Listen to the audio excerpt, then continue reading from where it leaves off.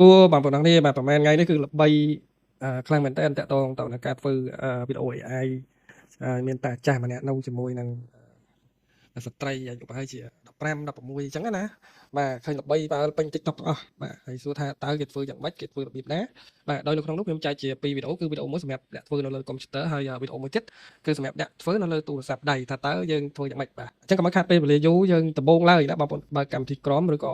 កម្មវិធី browser ដែលបងប្អូនមានមិនថា Safari ឬក៏ Firefox ទេគឺរបៀបដូចគ្នាទេណាបាទហេតុអីបានយើងណែនាំមកកម្មវិធី Q&A នេះដោយសារតែវា free រហូតហើយរូបភាពច្បាស់ល្អ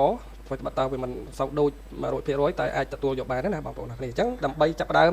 គឺបងប្អូនត្រូវតែបើកកម្មវិធី browser របស់បងប្អូនមិនថា Google Chrome ឬក៏ Firefox ឬក៏ Safari អីទេគឺបងប្អូនត្រូវតែបើកហើយបងប្អូន search រកពាក្យមួយនេះណាគឺសរសេរថា Q&A បន្តមកទៀតបងប្អូននឹងឃើញរូប logo បែបនេះណាបាទអញ្ចឹងយើងក៏ចុចលើ logo បែបហ្នឹងមកយើងឆាត Q&A សម្រាប់បងប្អូនណាដែលមាន account មិនទាន់មាន account ទេគឺបងប្អូនអាច sign up ជាមួយវាបានបាទដើម្បី sign up វាបងប្អូនត្រូវតែ sign up ជាមួយនឹង Yahoo Mail Hotmail ឬក៏សម្រាប់ Gmail គឺអត់បានទេបងប្អូនអរគ្នាណាបាទអញ្ចឹងកន្លែងនេះយើងត្រូវចុចលើពាក្យ sign up ណាបាទយើងចុចលើពាក្យ sign up បន្តមកទៀតបងប្អូនដាក់ email របស់បងប្អូនណាបងប្អូនមាន email ឈ្មោះអីបងប្អូនដាក់ហ្នឹងទៅណាបាទខ្ញុំដាក់ Yahoo អញ្ចឹងព្រោះខ្ញុំមាន Yahoo ហើយនេះបញ្ជាក់ភាសាទៀតគឺយើងបង្កើតដាក់ email ភាសាទៀតដើម្បីបញ្ជាក់ណាបងប្អូនអរគ្នាបាទហើយបន្តមកទៀត password យើងត្រូវដាក់ password អីណាបាទឥឡូវបងប្អូនដាក់យ៉ាងម៉េចក៏ដោយឲ្យតែបងប្អូនចាំខ្លួនឯងណាបាទនេះដាក់ password ហ្នឹងភាសាទៀតដើម្បីបញ្ជាក់បាទហើយបន្តមកទៀតយើងក៏ចុចលើពាក្យ agree with term of service បាទកាលពីនេះគឺយើងអាចបង្កើតជាមួយនឹង GitHub account ដែរតែសម្រាប់ Google វាដាក់បានអញ្ចឹងដែរតែភាគច្រើនគឺបង្កើតអត់បានទេដោយសារតែវាមាន error ខ្លះ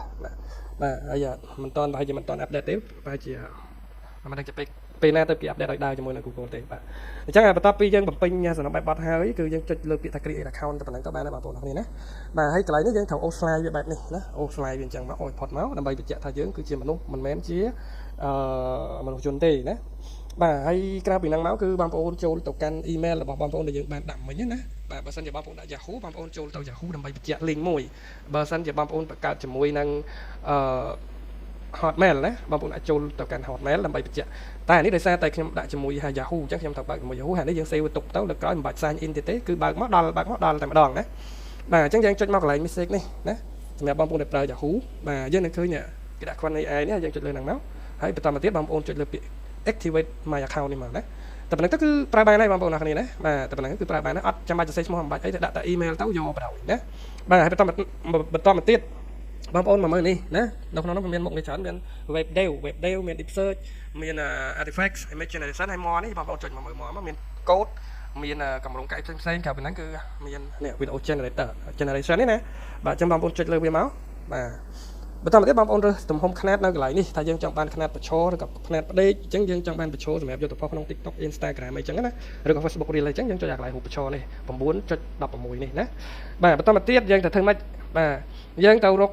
prompt ណា prompt ហ្នឹងបងប្អូនសួរថា prompt ហ្នឹងបានពីណាណាបងប្អូនចូលទៅកាន់ Google Translate ហើយបងប្អូនសរសេរជាខ្មែរឲ្យវាប្រែទៅជាអង់គ្លេសមកណា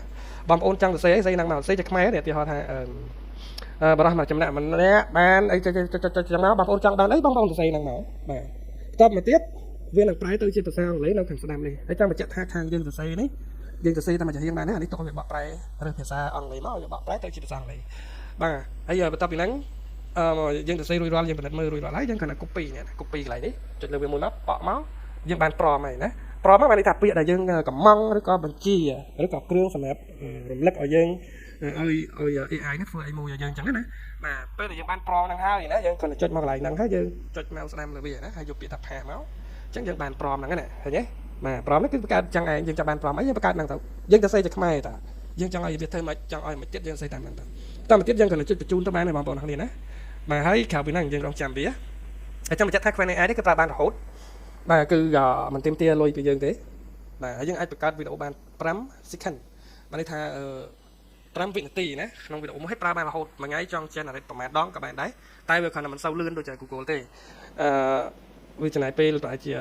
5នាទីទៅ10នាទីណាក្នុងវីដេអូមួយអញ្ចឹងណាបាទអញ្ចឹងយើងរងចាំវាទៅបងប្អូននេះយើងរងចាំវាដល់ចប់ទៅហើយបងប្អូនសួរថាតើ Q&A ណាបង្កើតមកពីណាហើយបានមកពីណាបាទ Q&A នេះគឺជាក្រុមហ៊ុន Alibaba ណាបងប្អូនណាក្រុមហ៊ុន Alibaba đây là phải cardឡើងសម្រាប់ដាក់ប្រើ free តែម្ដងបាទមិនដឹងថាទៅមុខទៀតគេអាចនឹងគិតលុយដែរក៏អត់ទេតែបច្ចុប្បន្ននេះគឺអត់ត្រូវការអីទាំងអស់សំបីតែកាតក៏មិនចាំបាច់ដាក់ឈ្មោះក៏មិនចាំបាច់ដាក់តែ email ទៅគឺប្រើបានហើយបងប្អូនអរគ្នាណាបាទហ្នឹងសម្រាប់បងប្អូនណាដែលចង់រកលុយជាមួយនឹង short ជាមួយនឹង reel ជាមួយនឹង TikTok បរទេសអីវាបងប្អូនអាចធ្វើតាមនឹងបានណាគឺអាចធ្វើបានហើយมันអស់លុយទេបង្កើតมันអស់លុយទេបងប្អូនអរគ្នាណាមួយថ្ងៃ 4-10 វីដេអូអីក៏បានដែរហើយយើងប្រើបាន free ហើយចំណែកចំនួននេះបងប្អូនមើលចំនួនរបស់វានៅក្នុងហ្នឹងវាមានចំនួនដំបូងគេគឺនេះចំនួននេះតទៅទៀតមាន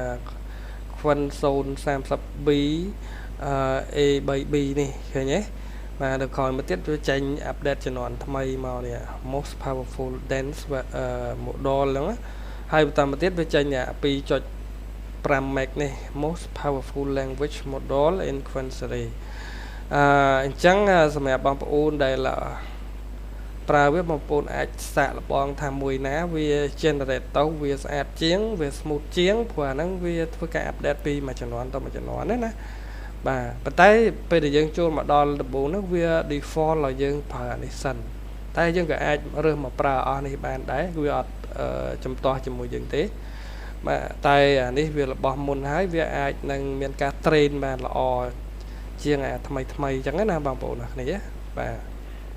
វីដេអូយើងចេញហើយការរងចាំប្រហែលជារយៈពេល5នាទីបាទ5នាទីបាទចាប់ពីចាប់ពីម៉ោង 8:22 រហូតដល់ម៉ោង 8:29 បាទប្រហែលជា7នាទីវីដេអូហ្នឹងបាទឥឡូវគឺលទ្ធផលចេញហើយចង់បញ្ជាក់បងប្អូនមួយសារទៀតថាតើក្នុងទូរស័ព្ទដៃយើងធ្វើចឹងបានអត់ចម្លើយគឺបានបាទ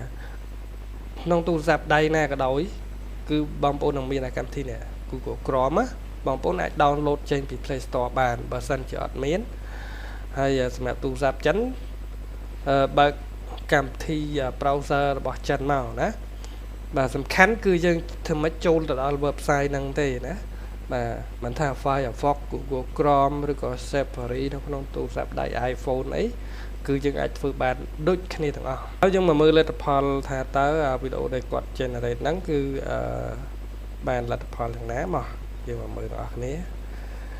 នេះគឺចេញលទ្ធផលហើយបងប្អូនណាបាទហើយស្វ័យត្បិតតារូបហ្នឹងវាវីដេអូហ្នឹងវាមិនសូវមានសកម្មភាពអីច្រើនទេតែវាមើលទៅអាចទទួលយកបានណាបាទបងប្អូនអាចសាកជាមួយនឹងចំនួនចុងក្រោយរបស់នេះបងប្អូនអាចរើសចំនួននេះមកហើយយើងសាកមួយសារទៀតមកណាបាទហើយសកម្មភាពដែលយើងសរសេរនៅក្នុងប្រមហ្នឹងវាខ្លាំងបានដែរអត់បាទបន្ទាប់ពីហ្នឹងមកគឺយើងអាចធ្វើការ download បានបងប្អូនណាបងប្អូនចុចប៊ូតុង download ទៅវានឹង save ចូលនៅក្នុងម៉ាស៊ីនកុំព្យូទ័រឬក៏ក្នុងទូរស័ព្ទដៃរបស់យើងតែម្ដងបាទវីដេអូហ្នឹងគឺបង្ហាញជូនបងប្អូនប៉ុណ្ណឹងបាទហើយសង្ឃឹមថាបងប្អូនអាចចេះធ្វើបាទហើយចាំបញ្ជាក់មួយទៀតថាយើងពេលយើងយកទៅផុសនៅក្នុង TikTok ហ្នឹងយើងដាក់ AI comment prompt ផងដាក់ AI caption ផងណាដើម្បីឲ្យ TikTok ហ្នឹងវាមិន ban នៅវីដេអូរបស់យើងហ្នឹងណាបាទហើយយើងដាក់សំឡេងដាក់អីមាននៅក្នុង TikTok ហ្នឹងយើងដាក់យកសំឡេងក្នុង TikTok យកមកដាក់មកបាទគឺយើងអាចផុសបានហើយបងប្អូនអរគ្នាណាបាទអញ្ចឹងវីដេអូនោះសូមបង្ហាញជូនប៉ុណ្ណឹងបាទសូមអរគុណ